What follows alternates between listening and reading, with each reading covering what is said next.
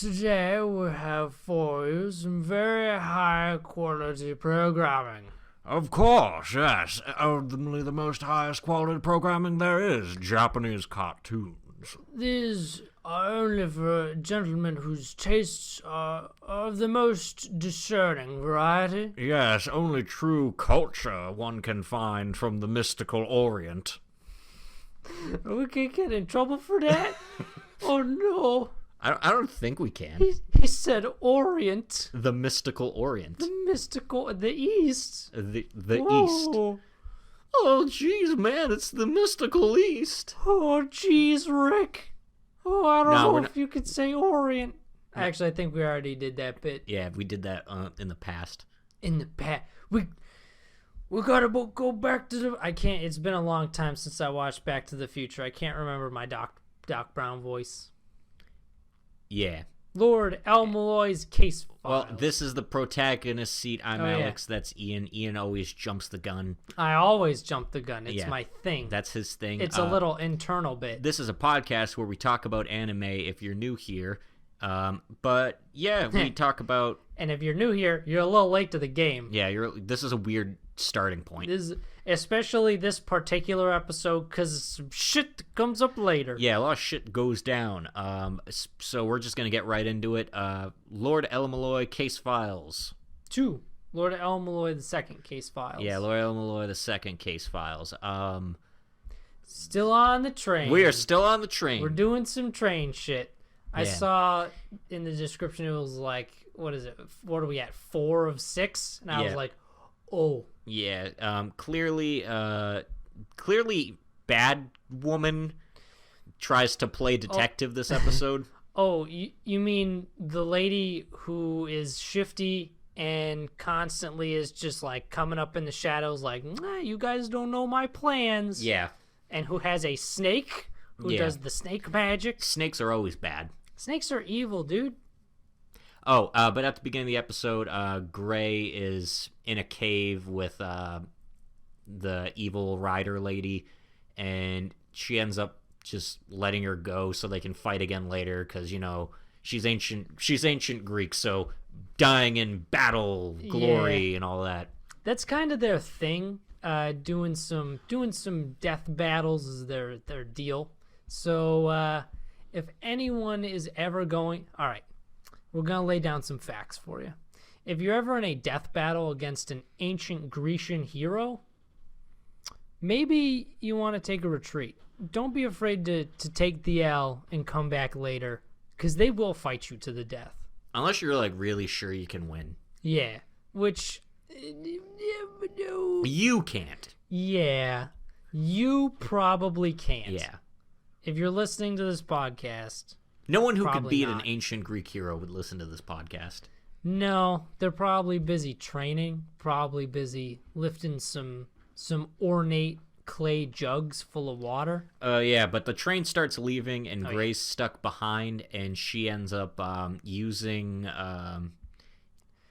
her little square buddy as a Ad. Yeah, she uses Ad. She turns him into a shield because I think he can be multiple weapons. Yeah, she And turned him into a hammer at the end of the last one. Yeah, she snowboards back. Yep, it's goofy as shit. It is goofy, and then she gets back on the train, and then that's when creepy or sinister glasses lady is like, everybody meet in the main train car because I gotta do the detective thing.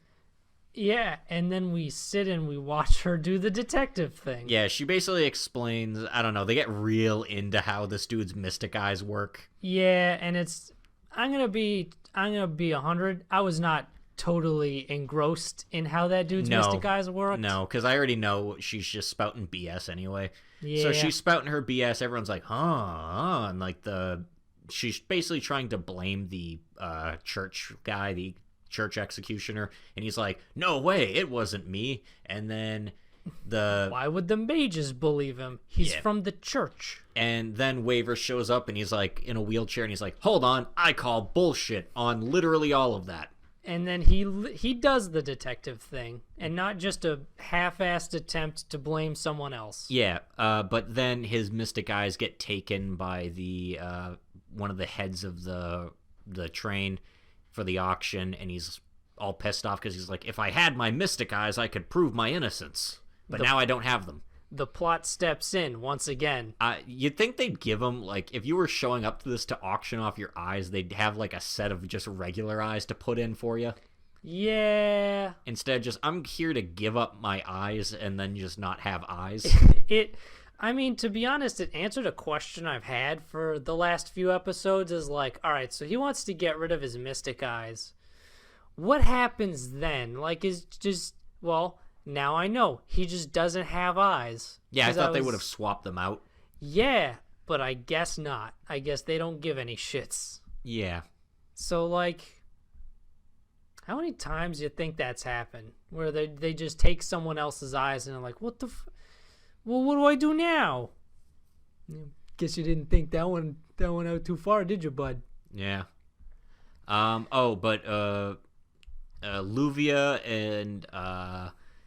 Kyrie continue their investigation, and they find out that the person that they think is behind this whole thing, or the murders from a couple years ago, is the brother of Glasses Lady. Yeah. So, yeah, of course she's bad. Yeah, she's evil, and of course she has to be connected. And I'm pretty sure she's the master of Fake Rider. I'm going to say that's a probably. Yeah. And we'll find out when Waver, he gets up at the end from his chair and he's going to do the actual, like, I'm Sherlock Holmes thing. He'll lay out the mystery for us and tell us what we already know, that she's the bad guy, and he's going to draw on some stuff and his things will happen at the end. Yeah, this has been a fine show so far. I like it because I like the Fate stuff. Although this arc, I feel, is kind of long. I know this is the main one of this whole thing, but it's just It feels very long. It's like... Because it's long and there's not particularly anything really good to keep me hooked. Because, like, the intrigue in it isn't it's as probably strong. It's probably better as a novel, too, because you can blow through it at your own pace. Yeah. Whereas we have to wait. But it's because, like, the intrigue in it isn't fantastic because, of course, we know that Glasses Lady was evil the whole time. We're just waiting for the whole part where the show tells us that Glasses Lady was evil the whole time. And it's weird just because they have to explain how the magic works a lot of the time for you to be like, oh, okay, I guess that makes sense for why that would be your theory, but it's more like, I have no idea how these fucking eyes work unless I go on the wiki and look it up. Yeah. So I guess I can't really solve it ahead of you. Yeah, that's another thing about the show is because, like, magic has such weird rules to it that it's kind of hard to figure out the mystery with them or, like, ahead of them. You just kind of have to wait till they explain it. Yeah. It's whenever they get to it. But it's fine. We'll keep it up just because we like Fate. Fate's a cool franchise. Yeah. You know what isn't a franchise but is still kind of cool, I guess? To the Abandoned Sacred Beasts. Yeah, the episode this week, I actually will say, was pretty good. Yeah. I thought the fight between Hank and Roy at the end was actually pretty cool. I liked how they spent the episode building up to it. Because basically this episode, we learn about Roy, or Garm as he goes now. And basically, he always had Hank's back. Hank, I've always got your back, and you've always got mine. It's mostly Hank coming to terms with the fact that he's still got all this PTSD from killing all of his companions, and he's unsure of himself. And then he finds out Charles alive because she followed him off the cliff, I guess. Yeah, they just kind of gloss over that part where he's just kind of wakes up in a cave and Charles is there, and it's like, oh, okay. Gesundheit. Yeah, I don't know how they worked that out. Yeah, but, you know, whatever, it probably doesn't matter. And basically, she helps him. She walks him through it because he's like, I'm a monster. If I lose my humanity, will you kill me? Yeah, he asks her if she'll kill him if he goes too far, and she doesn't really know how to respond. And then he's like, I'm sorry, that was an inappropriate question to put you on the spot like that. And his face gets real creepy during that scene. Like, the way they draw his face is just creepy. So I like things like that. Yeah, he goes out too, and then he goes to fight Roy and finish it, and Roy's taking a bunch of damage from all the soldiers trying to hunt him. Yeah, because turns out the soldiers have night vision goggles too. Yeah. It's goofy. And when him and Hank go at it and they actually fight, he looks like he's going to go and destroy Hank, because Hank's expecting, he's like, the two of us are just going to die right here, and that's how we're going to finish it. Yep. But then Charles shows back up and shoots him, and then she tells Hank to complete his mission, to go and kind of put to rest all his war buddies, and that if he ever loses himself, she'll kill him. Hank, you gotta finish the mission. And this kind of renews his whole, this kind of reinvigorates him, because before he was, like, super depressed, but now he knows someone's going to be there to, like, remember everybody and put an end to him. Yeah. It's not just an enclosed event that he has to suffer through alone. And it's nice. And then he defeats Garm, I believe, right? Yeah, he basically sticks his claw right through his chest. Oh, that's right, because it goes through the tree, too. Mm-hmm. And then Garm, or Roy, returns to kind of human form. It's like he's wearing a big suit with a V-neck. Yeah, just his head and some of his chest. Yeah, and I was like, fuck, there's not a lot of Roy left. And then commander of the execution squad shows up, and he's just like, time for us to have a talk, Hank. Hunk. Bum, bum, bum. Yeah, so I guess we get to look forward to a hopefully interesting dialogue scene. Yeah. I think they could I saw in the it. preview, it looks like he's like torturing him for information. I'm also okay with that. That is also acceptable. It's like he's got like Hank tied to a chair, and then he's got like the riding crop whip, so I'm like, this is pretty gay. It's a little gay, because you got the pretty boy and the big tough man. Yeah. Fire Force. Fire Force. Fire Force. My stars. Oh, it's his catchphrase. He says it a lot. Yeah, so this episode is mostly, it's pretty much 90% that fight scene. Yeah, and it's cool.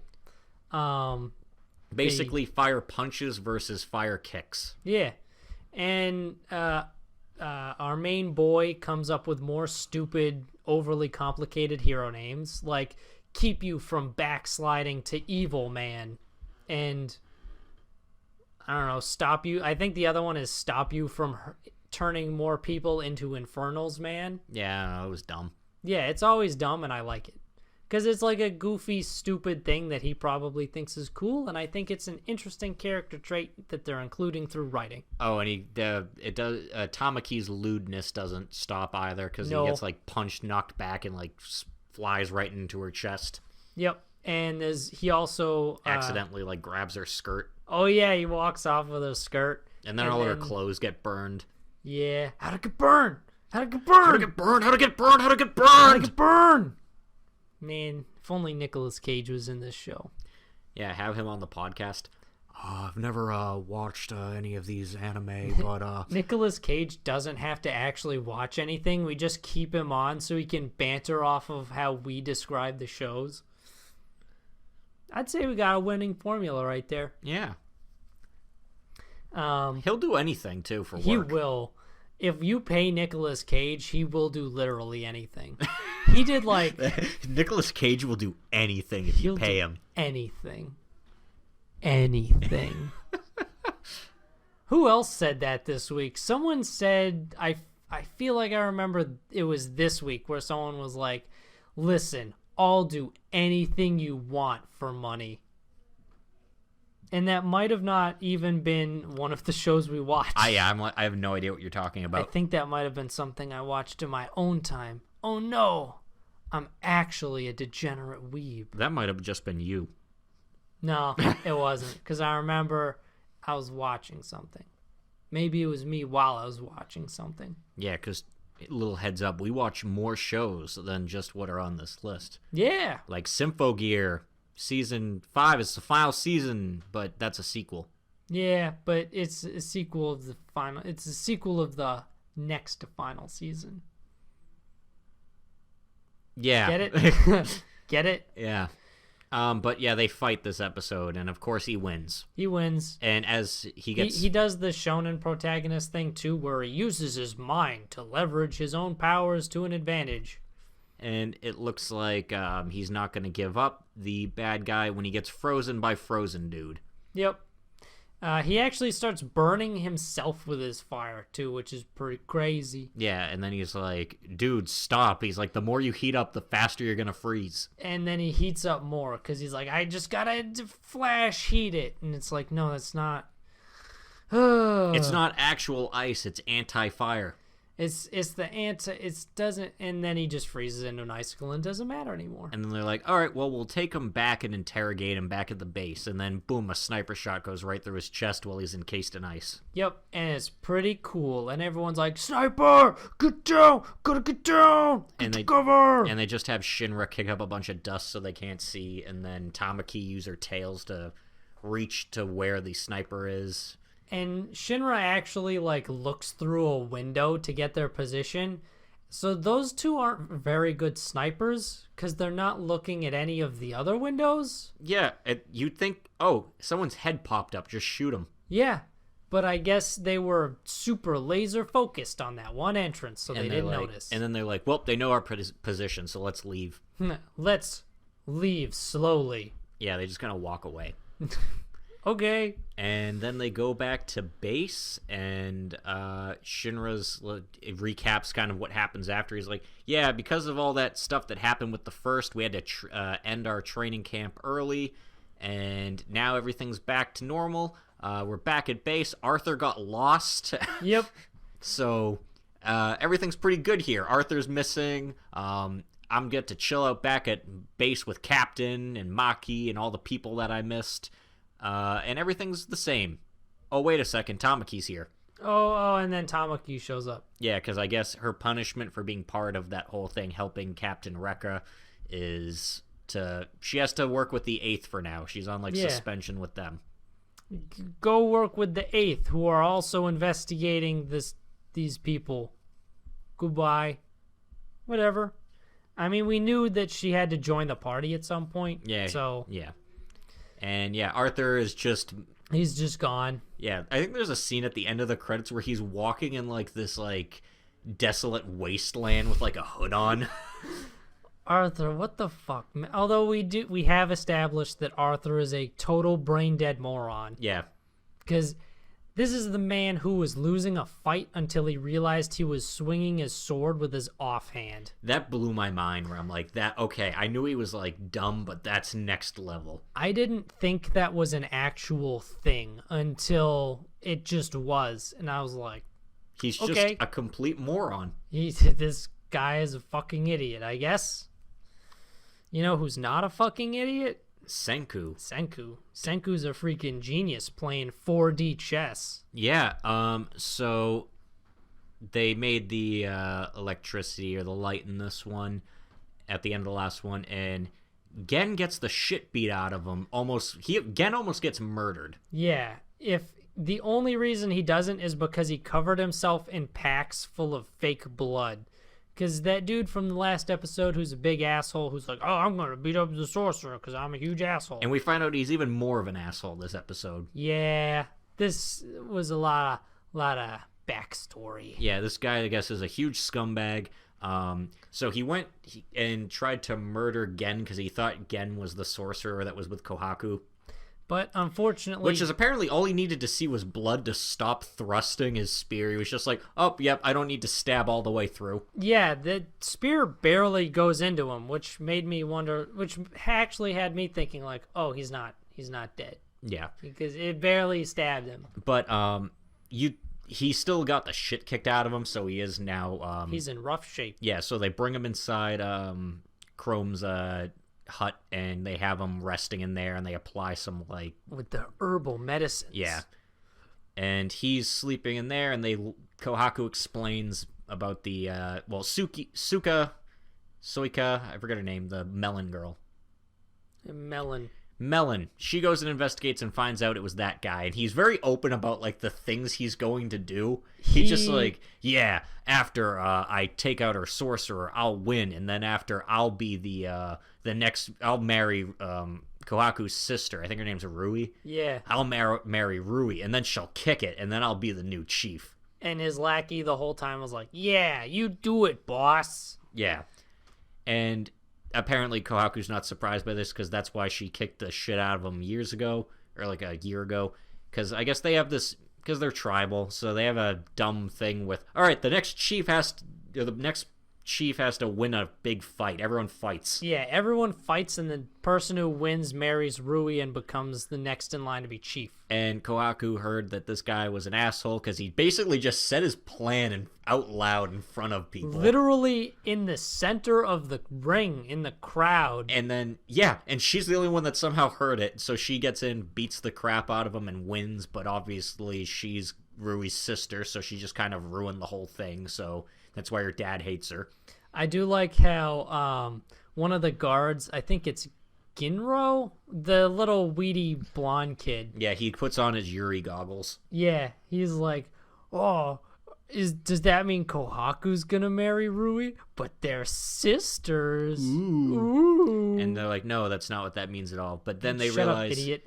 They have to, if this guy wins, Senku's plan to win over the villagers is probably not going to happen. Yeah, they'll never get any antibiotics to Rui. Yeah, so they got to train Kinro and Ginro to essentially win the tournament. Yeah, basically they're like, our team is going to win so that we can give drugs to Rui. Yeah. And Chrome is just kind of watching them, and Kohaku's like, listen, I know you like Rui, but you got to take this one for the team, because you're a little scrawny nerd. Yeah, I don't think you're gonna win. Yeah, so sorry, bud.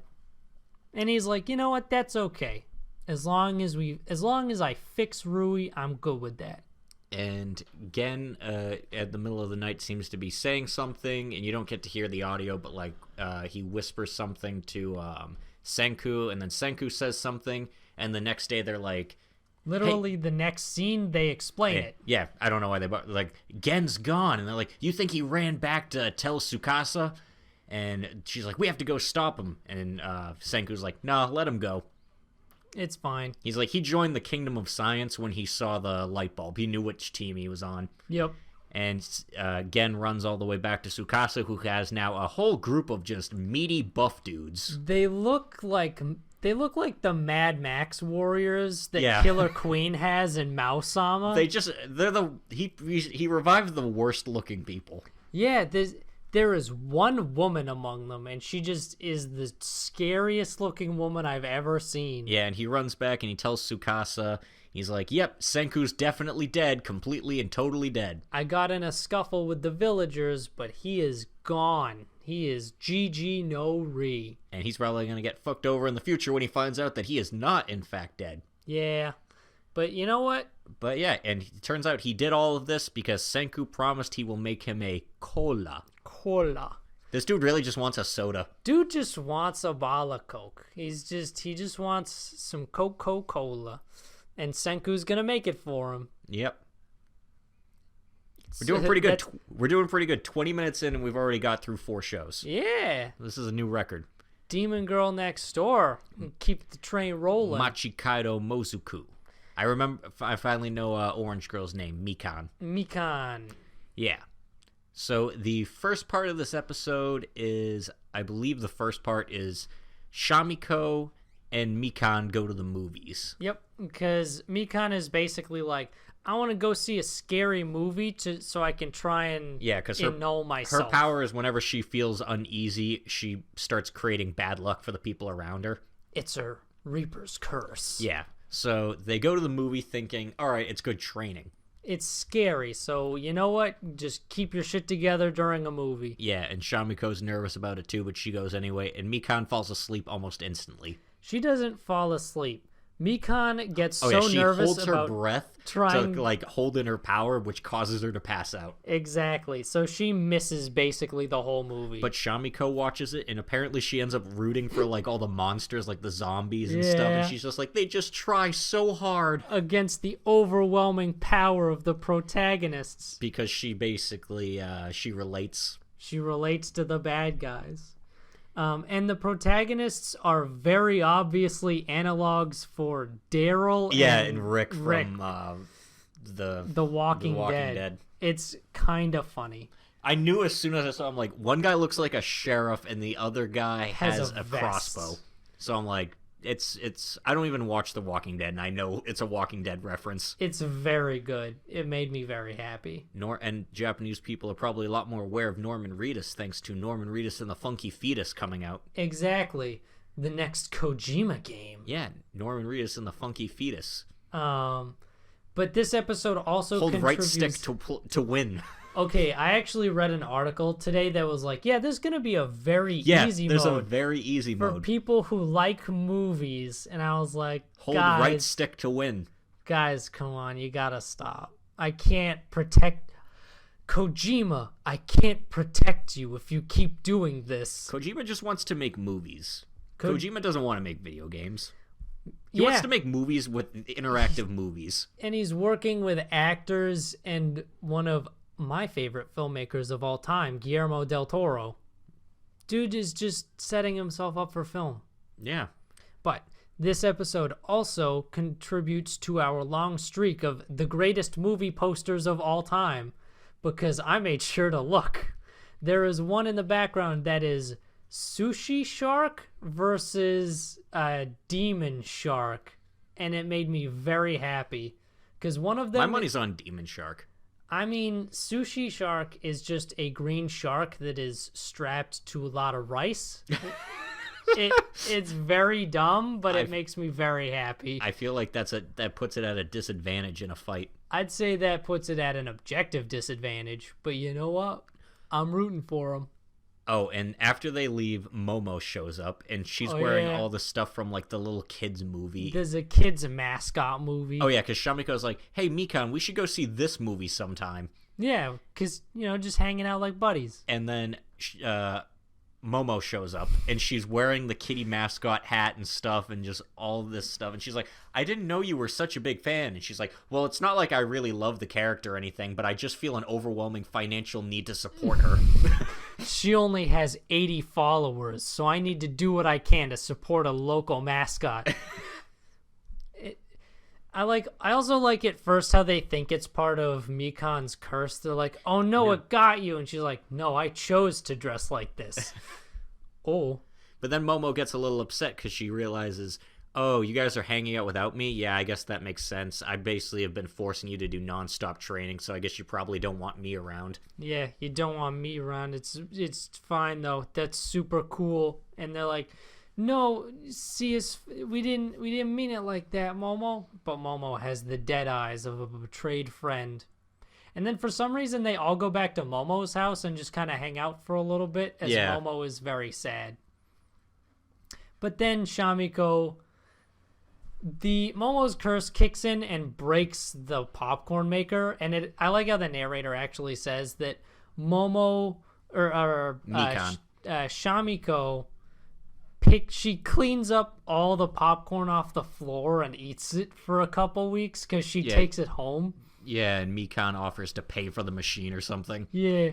I like shit like that. And the B plot is that there is going to be... Shamiko realizes she can't beat Momo in terms of brawn, but maybe brains. She's going to beat her in the mental department. In school.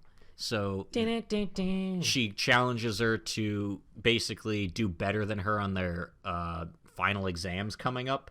And Momo's just like, okay, but I get really good grades, right? Yeah, I study really hard. And all of her grades are like an 80s to 100s. Yeah.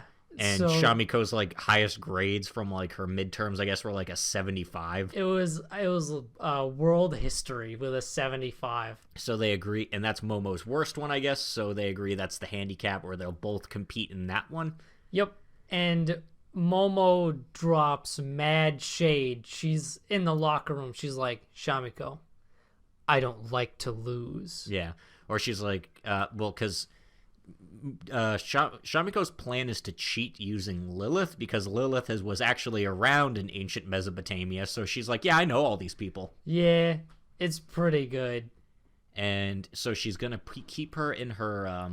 She has a big thermos Yeah. that says refreshing iced tea on it. And she was going to take her into class and just have her give her all the answers. But then Momo basically says to her, she's like, hey, I think you misread something. I don't take you lightly at all. I studied super hard to beat you today. And then Shamiko's like, now I got to do it honestly. And she does. The teacher comes around to collect all the phones. And she's like, what's this? And she points to the thermos and she's like, it's my most treasured ancestor. Please, Please take good care of it. And they do the test and Momo gets a higher grade than Shamiko. Yep, she wins. But turns out the person who got the highest score was Lilith. Because the teacher apparently let her take the test. Yeah. Hey, if you want, you can just take the midterms for all of the subjects, not just history. So she does, and she's in the top. She's in the tippy top. Yep, but turns out being alive for a really long time gives you a competitive edge in terms of academics. Yeah. And Momo is visibly shaken by this. Because she's like, she was always in the same bag as Shamiko's school books. She probably used them as an offering. And she's like, I actually didn't even think to do that. You're a better schemer than I am. Is real good. Yeah. But, yeah. It's good. It's a good episode. Good show. It's always good. Always good, always hood. There's a good meta joke in this episode where Mikan first goes up to Shamiko, and Shamiko is actually like, hey, because up to this point, Mikan calls her Yuko, her actual name. But Shamiko is like, hey, from now on, can you just call me Shamiko? Because, like, everyone else does, so I'm just used to it at this point. Yeah. And Mikan is like, yeah, I forgot. I didn't really get that part. And Shamiko's like, yeah, in the episode where we met, the main plot of that one was cleaning up the garbage from all the garbage bags. Or, because the occult girl comes up to her. Oh, yeah. Yeah, and she's just like, hey, Shamiko, I need you. That's what it is. I'm going to be late for the ritual. And she's like, ritual? That's pretty weird. But that's not the plot of this episode. Yeah, I guess it'll just have to wait for later.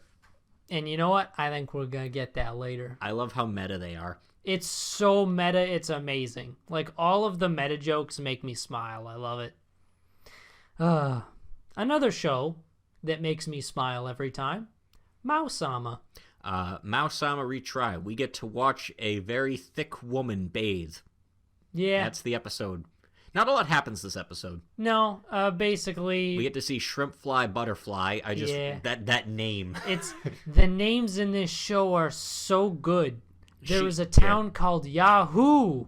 They take a bath. Luna shows her all the baths, and they just kind of run around, do the baths. She shills. Yeah. She does the big sell. Yeah, and she buys it. Yeah. Shrimp Fry Butterfly buys it. And she goes into business with the Demon Lord, and the Holy Church is just like... like, they even got the madam on their side? Yeah, the holiest, like, actual good holy maiden is like, this is a big problem. And Killer Queen's like, you're just jealous because you aren't in love. You've never been in love. Yeah, because she's like, Luna's just hanging out with him because she likes him. All of us have boyfriends. What about you? Yeah, why don't you get a boyfriend? And then she's like, you know what? I'll offer you a prayer. And I love the prayer she gives because she's like, oh, holiest something. Just like make sure that my sister isn't totally unwanted forever or whatever. And also, I love you, Zero. You're my favorite and I love you forever. And her sister's like, you just wanted to put that part in at the end. And you know what? I think she was right. Yeah. But yeah, not a very eventful Mao-sama episode. Oh, and then you and Gun Guy end up talking. And they almost have like a serious conversation at first where she's like, hey, he's like, yeah, I'm redoing the floor plans around here, but don't worry, I got permission from From the chief. Yeah, from the chief. That's what they call him, chief. Yeah. Yeah, I got permission from the chief. And she's like, oh, that's fine then. She's like, should you consult the madam? And he's just like, what are you, a fucking idiot? yeah, are you a moron? Are we I'll going to ask kill- an outside noble on our secret base's, like, layout? You should know better. I'll kill you. Like, what the fuck? But she doesn't really react to that because she's just like, yeah, you're right. I'm sorry. Yeah, he brings up, have you forgotten the Nightless City incident? And she's like, I'm sorry. That one's on me. I forgot that one. I want to know what the Nightless City incident is. I want to know real bad. Their game sounds neat. Yeah. I want to learn bits about the game. But yeah, that's all that really happens this week. Yeah. Not a lot of good jumping off points for banter, but it's a cool episode nonetheless. Yeah. It's a cool show. I'm sorry. Are you lost? Can I help you? I'm not, but Shion sure is. Shion is super lost. Holy shit. She is fucked. Shion is gone. Yeah, she is fucked. She is gonzo. Yeah. So this episode, they end up having they get a bunch of bamboo. They float down the seacoast or pull it along. So do they just like find it on their way back? I can't Homare remember. finds it, I remember, and she's like, "Hey, we can use this to make a better roof for our shelter." Yeah, that's right. And basically, they do. They float it down, and they make like a cool latticed roof with a gutter on it.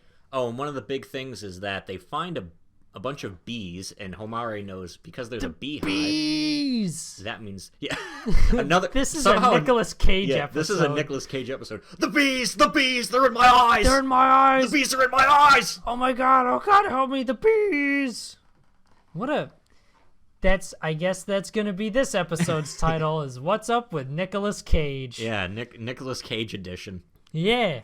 But yeah, they find bees in their hive is in sort of like a hollowed out tree log, and they know, hey, we can get honey from that, and that's good because we haven't been getting our sugars lately. Yeah, Homare breaks it down. You guys haven't been getting your sugars and your carbohydrates. And their plan is to essentially light a fire at the other end of the log, smoke the bees out, and while they do that, just grab the honey and make like a human chain passing them along. Yeah, basically like what you would do if you were gonna actually do it in a domesticated apiary. Yeah, and naturally, all of them are terrified and don't want to do this, which this is the one time I'm like, yeah, I can understand that. Yeah, I'd be good not doing this one. I'd Yeah. be like, you know what? I don't think we need honey that bad. But Homare basically crawls in and starts grabbing it, and Shion's like, she's like, quick, someone grab this from me. And they're all like, no, I can't go over there. Bees, they're going to sting me. But Shion actually notices, oh, because she can see Homare's hand. Yeah. She's actually already been stung a few She's times. been stung a bunch. And she's doing this all for us. So I should step up and help out. There's a lot of character growth for Shion in this episode. Yeah, so she steps up and she goes up to take the honeycombs from her, and they start passing them along. They all rally around our best girl, Shion. Yeah, and so they get the honey. They use their roof to like kind of have it drip off, and now they got honey. Now they got honey. And Shion decides she wants to be more useful. Yeah, she wants to step up. So the next day when Homare is going to go forage in the water for food, she wants to go with. Yeah. So she does. Basically, They Homare uses the rest of the bamboo to tie up a raft. And they make a bottle, which is a neat idea. They use, instead of goggles, they hold like a bottle over the water. Yeah. Which can help you see underneath more. It negates the refraction in the water. And Homare goes off by herself to look, and Shion's just kind of floating around on the raft looking. And Which, I mean, you gotta... It's Shion. You gotta keep an eye on her. Yeah. She's like a child. And Homare catches a few things, and then she looks around, and she's just like, now where's Shion? And then she notices a bottle floating along really fast, and she's like, wait a second, that's an undercurrent. It's a riptide. And then she climbs up on a big rock nearby and looks around, can't see Shion anywhere, and she realizes she got pulled out to sea. And then Shion's just there looking down like, ooh, I think I see something. And she hasn't noticed how far she's drifted away from shore. Yeah, because Shion is dumb. She is, as some would say, lost. Oh no, she's doubly lost. She's, yeah, They are super lost now. just her. Just her. But they're going to mount a rescue effort in the next episode, because that's what the next episode is literally called. Yeah. You know who is not lost anymore, technically, because now they know where they are? Yeah. The crew of the Astra. There's, like, when you end an episode with the what is Earth cliffhanger. This was a talking episode, but it was just a lot of shit to talk about. I didn't think they could make me go, what the fuck, harder than with the what is Earth ending, but then they go further than that. What's God? What is God? Kind and of I a deep. was like, That's a bit of a deep question, Conda. yeah, kinda. that's got a little bit of weight to it. Yeah, it's got a lot of different interpretations to a lot of different people. Yeah. And They find out that because this woman and them go through their history with each other, and they find out their histories are different. Their planet, for example, it's Ares that remembers, because apparently she's the only person that really studies history. And they're just like, how? Because she's like, oh yeah, you mean like, she's like, what country? She mentioned, and she's like, wait, what countries are on your planet? They're like, countries? That's such an outdated concept. Yeah. And as soon as they started talking about countries being an outdated concept, or they mentioned the old eras, that's when I was like, maybe she was in there for a little bit longer than we thought. But no. Turns out she was actually asleep for whatever it was, like 12 years. Yeah, because they were all, apparently in their history, there's a World War III, where in ours, obviously, there is not. Because apparently the Cuban Missile Crisis is where everything kicked off. Yeah. And what they're saying is that in their history, basically, World War III kicked off, like 70% of the population died or something like that. And then they decided, you know what? We're good. We're just going to be cool with each other from now on. Yeah, they banned guns. They Oh no, Addison. They said, the way they phrased it too, humanity's greatest dream was finally realized and guns were banned. And guns were banned. And countries were abolished, and obviously religion was removed too. Yep. But yeah, and then she asked about them too, because they talked about like other countries and stuff. Only Ares knew. She's like, oh yeah, the Soviet Union, the United States and stuff. And she's like, how do you kids not know about countries? And they're just like, or history. Like, well, they kind of teach us to look towards the future. I mean, there's history classes, but they're not like required. Yeah, they want us to look to the future, not the past. And Ares only learned about it because she read about it for fun. Yep. And we also learn... Also, I guess they're all speaking English. Yeah. Because the way she's like, they're like, yeah, we have to be from the same planet because we're all speaking the same language. She's like, yeah, I'm speaking English right now, but my native tongue is Russian. Yeah. And they're like, what's Russia? But Russia? We get into that where we realize there's a weird branch in their histories. And then after they come up with a theory that maybe...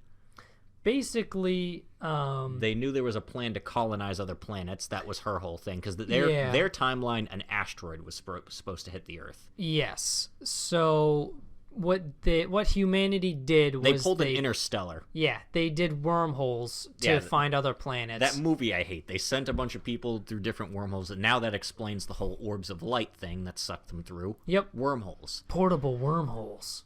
And then they realized that their planet, the planet they appeared on, was Earth. Yeah, because it was just an icy wasteland, so the meteor did hit. And that means, biologically, Astra would have to be the planet that they colonized after, but the timelines don't match up. Exactly. Because it's only been 12 years. So something's hinky. But then Olgar brings up, he's like, my brother was on to some kind of huge conspiracy, though, so... The adults are lying to us. Maybe the adults lied about it. And they have all that whole memory thing, so maybe. But yeah, so they've been traveling throughout this entire show. They've been traveling from Earth to Astra.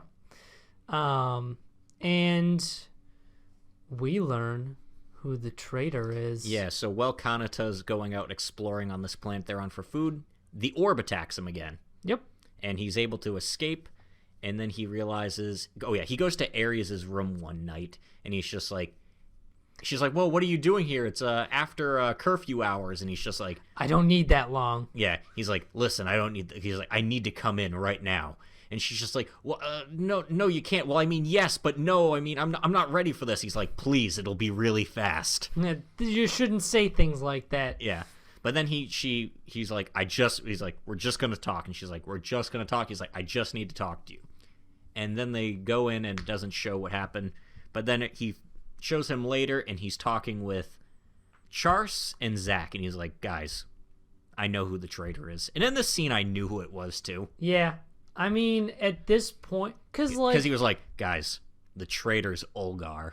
Yeah. And he's like outside. He's like, I know it's him. He's like, I disabled his gun. We need to like get him into it and like trap so we can interrogate him. Charse, you go be bait. Yeah, I'm like, it's Charse. Of course, it's Charse. it's obviously Charse, because yeah. And then I'm like, Olgar's in on it. Zach's in on it. Exactly. And he goes after him, and then in that second, they're both in. He's like, Charse, apparently there's a problem back at the ship. We're aborting the mission. Come on, we're aborting the mission. Missing. And Charse goes, and he's about to turn back, and Olgar pulls the gun on him. And Charse, all of a sudden, in between both of them, the orb appears, and then Kanata grabs Charse's arm, and he's like, I knew it. I knew it was you, Charse. And he has this little device in his hand that makes the wormhole appear. He has a portable wormhole generator. And Charse ends up, it turns out everyone was in on it but him. Yep.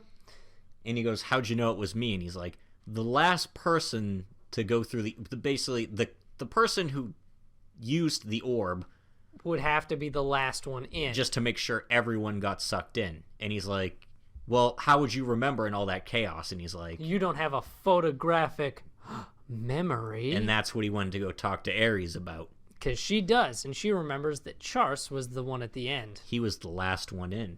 Therefore... It's him. And he reveals it was him, and he was actually intending to die along with the rest of them.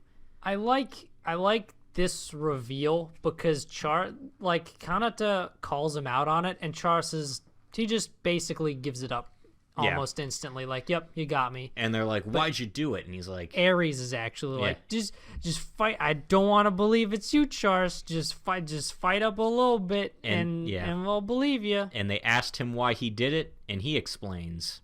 He knew he was a clone the whole fucking time. Yeah, unlike them, he knew he was a clone, and he was a clone of the king. Yeah, he's the king's clone.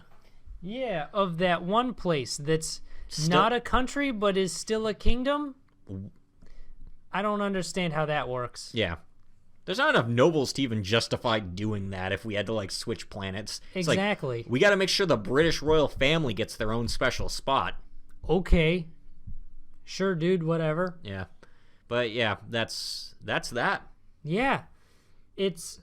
How are we going to resolve things? I'm pretty sure they're going to be like, Charse, just stop being a fucking asshole and let's just go back to Earth. I took your portable wormhole generator. Don't kill anybody. We're going back to Earth. And just quit being a dick. Just live with us, man. Just live with the other clones. It's fine. And you know what? Clones are illegal, so technically the king, that's illegal. Arrest the king. Now you're the king. You want to be the king, Charse? Charse doesn't want to be the king. No. Charse just wants to be Charse. I don't know what Charse wants. Actually, that's a good point. We'll find that out more next week. Yeah, I'm looking forward to it because this show is great. I like watching it. But yeah, good shit. Everything was good. Everything was good. Yeah, because we cut Arufureta last week, which was not good shit. It was not good. It was never good shit, but it was like not even good bad shit. I think the things I was weakest on this week was Case Files and Fire Force. Yeah. Yeah. Because like Fire Force was basically a fight and then a sniper standoff. Yeah, it was a whatever episode. Yeah. I like Fire Force when it does more of the intrigue stuff. I don't know, when it's doing like the battles, it's just kind of okay. The intrigue stuff is actually pretty good. But that's what we got for you this week. Yeah, it's a short episode. For once and forever. Yeah, I know. Under an hour, maybe, depending on how much we ramble for the outro, which is now this. What we're doing right now. This is the outro. Is the outro. We are outroing this episode right now. Like our shit. Yeah, we have a Facebook and a Twitter where we both post just shit. Our Twitter is at Protagonist Seat, link in description. And our Facebook is the Protagonist Seat. And I believe, if I remember correctly, I custom URL'd it. So now we are at Protagonist Seat on Facebook as well. Cool. Send me the link. I'll put it in the video description below. Cool. And yeah, if you want to see more of this show, and we got plans. We got big plans of stuff on the way. Yeah, we'll do some shit eventually. Other stuff's coming. Stay tuned for more content. Yeah, more content. More content. Also, we got the anniversaries coming up soon, so yeah, it's a big deal, real exciting. Yeah, our 1 year retrospective for all 19 of you. The good, the bad, and the comfy. The good, the bad, and the comfy. So yeah, subscribe to see when that pops up. Ring that bell. And ring the bell. Make sure you get those notifications. And feel free to like the video if you liked it. If you didn't like it, don't dislike it. Just sit home and seethe to yourself. Yeah. Silently. No one wants to hear that. But yeah, thanks for being here. Yeah. Protagonist Seat, signing off. Roger, Roger. Roger, Roger. Roger, Roger.